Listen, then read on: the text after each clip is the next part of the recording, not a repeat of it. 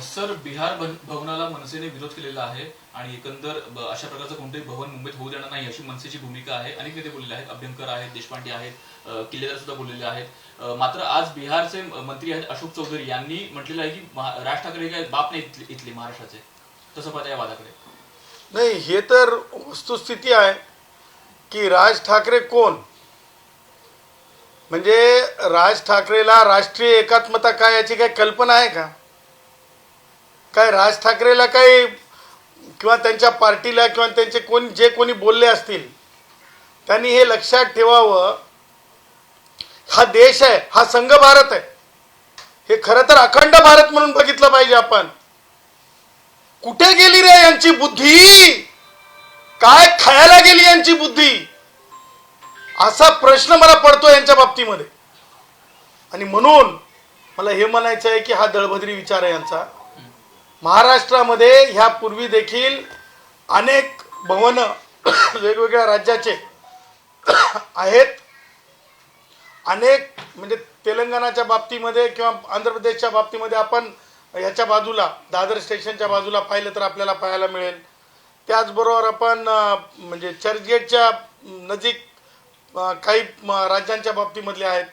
तसंच दिल्लीमध्ये सुद्धा सगळ्या राज्यांचे आहेत. त्यामुळं राष्ट्रीय एकात्मता ज्यांना समजत नाही त्यांचं मला असं वाटतंय की यांची ती काय म्हणतात ते ओढ कुठपर्यंत तशी यांची झालेली गत आहे. आणि त्यामुळं यांच्या बोलण्याला काही किंमत नाही. आणि मी म्हणजे बाप वगैरे तर म्हणणार नाही, कारण बाप म्हणण्यासाठी लायकी लागते. हे बाप तर सोडा, हे महाराष्ट्रामध्ये सामान्य नागरिकांसारखे केवळ एक नागरिक आहेत, यांना काही विशेष अधिकार नाही. आणि चॅलेंज चॅलेंज चॅलेंज केवळ बिहार भवनच काय देशातल्या, कारण ही आर्थिक राजधानी आहे देशाची आणि जागतिक अर्थ केंद्राचं सेंटर आहे. बॉम्बे, मुंबई, प्रत्येक राज्याला देखील इथं येऊन आपलं भवन बांधता येईल. हे भारतीय संविधानात अंतर्भूत आहे, हे भारतीय संविधानात अंतर्भूत आहे. इथे काहीच असं म्हटलेलं नाही की ह्याची सातबारा इथपर्यंत आणि त्याची सातबारा तिथपर्यंत. त्यामुळं हे की नाही पूर्णतः नॉन अप्लिकेशन ऑफ माइंडनी जगणारी वागणारी ही मंडळी आहेत. आणि मला यांना these are the fools, these are the fools, these are the fools असं म्हणायचं नाही, कारण यांना फूल्स म्हणणं सुद्धा एका प्रकारचं वात्रटिकेतून मला असं वाटतं खूप मोठे ठरतील. अंजली दमनिया यांनी पुन्हा एकदा आरोप केलेला आहे, छगन भुजबळ यांना जी क्लीन चिट दिलेली आहे त्यावर त्यांनी आक्षेप घेतलेला आहे. त्या पुन्हा एकदा चीफ जस्टिस यांना पत्र लिहिणार आहेत किंवा देत आहेत पत्र. कोणती अंजली दमनिया, त्यांचा काय संबंध आहे?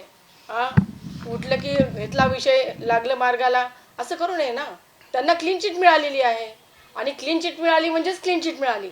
ते पूर्वीचं काढून काय फायदा आहे? जेव्हा माणसाला एखाद्या प्रकरणामध्ये जर क्लीन चिट मिळतो म्हणजे तो माणूस क्लीन अँड क्लिअर आहे, ते सूर्यप्रकाशाप्रमाणे क्लिअर आहेत.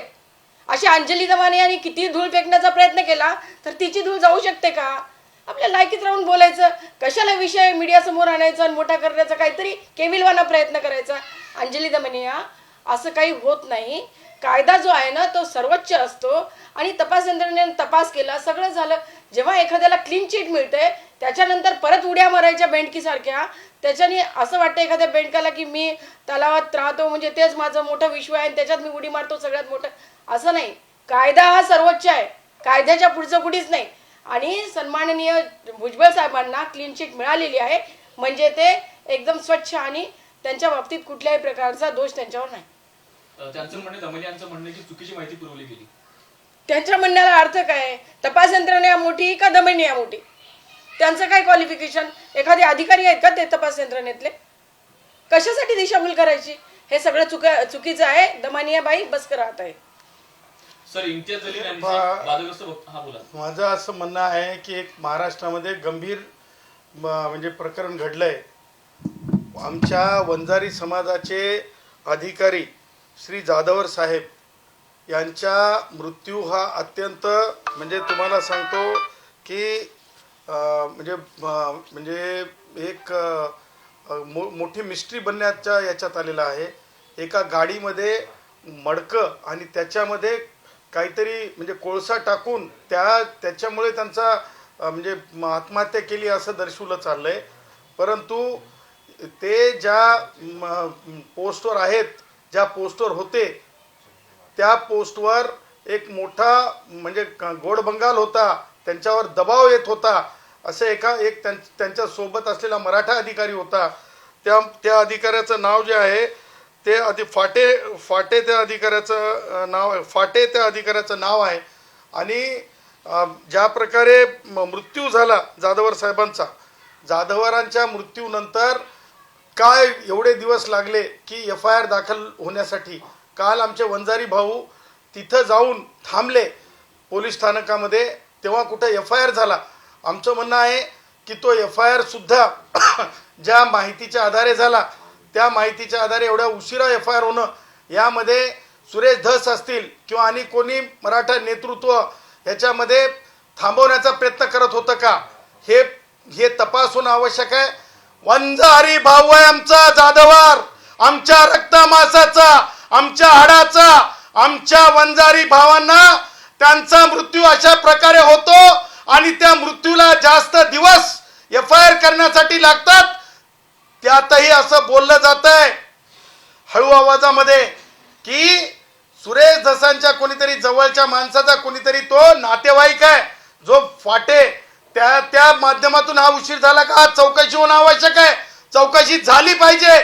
आमचा वंजारी भटक्या विमुक्ताचा माणूस, आमचा अधिकारी चुकीचं काम करणार नाही आणि ह्या भावनेतून त्याला त्रास देऊन त्याची हत्या केली की त्यांना मृत्यूपर्यंत नेऊन सोडलं. ह्या दोन्ही गोष्टीची स्वतंत्र चौकशी आवश्यक आहे. आणि मला हे म्हणायचं आहे की उशीर म्हणजे 5-6 दिवस जर FIR होण्यासाठी लागले असतील तर मला असं वाटतंय की त्रस्त एखाद्या एजन्सीला तपास देणं आवश्यक आहे. आणि मी महाराष्ट्राच्या सन्माननीय मुख्यमंत्री तथा गृहमंत्री देवेंद्रजींना विनंती करतो की आमचे जे जाधवर आहेत, वंजारी समाजाचे ज्यांचा जीव गेला, त्यांच्या बाबतीमध्ये गांभीर्यानं एखाद्या त्रस्त एजन्सीला, स्पेशल एजन्सीला हा तपास द्यावा आणि फाटे सारख्यांना तातडीनं अटक व्हावी. इम्तियाज जलील यांनी पुन्हा एकदा वादग्रस्त वक्तव्य केलेलं आहे. ते म्हणतात की मुमराज काय महाराष्ट्र हिरवा करून दाखवू. हे पहा, इम्तियाज जलील,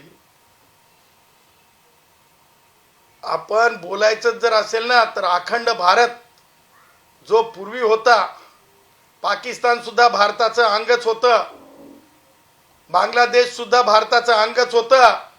जेवढा सम्राट अशोकाच्या काळात, प्रभू श्री रामांच्या काळात, हिंदवी स्वराज्याचे संस्थापक छत्रपती शिवरायांच्या काळात जेवढा अखंड भारत होता ना, तेवढा भारत करतो माना. आणि इम्तियाज, अरे एक बात ध्यान रखना, जी काय म्हणतो त्याला ड्युएल लँग्वेज वेगवेगळ्या अर्थानं बोलून देशाच्या बाबतीतलं बोलताय की देशाच्या हिताच्या बाबतीतलं बोलताय की देशाच्या विरुद्ध बाबतीतलं बोलताय, ह्याच्या गोष्टीत तुमच्या मानसिकतेचा तपास होणं आवश्यक आहे. इम्तियाज जलीलच्या मानसिकतेचा तपास होणं आवश्यक आहे. इम्तियाज जलीलच्या मानसिकतेचा तपास होणं आवश्यक आहे. सर, शेवटचा प्रश्न. आरक्षण सोडत निघालेले आहे. मुंबईचं आरक्षण हे खुलं महिला आहे, त्यावर सुद्धा ठाकरे गटाने आक्षेप केला आहे की आरक्षण पद्धत जी झाली त्यामध्ये काहीतरी घोटाळा झालेला आहे, त्याचा आरोप आहे.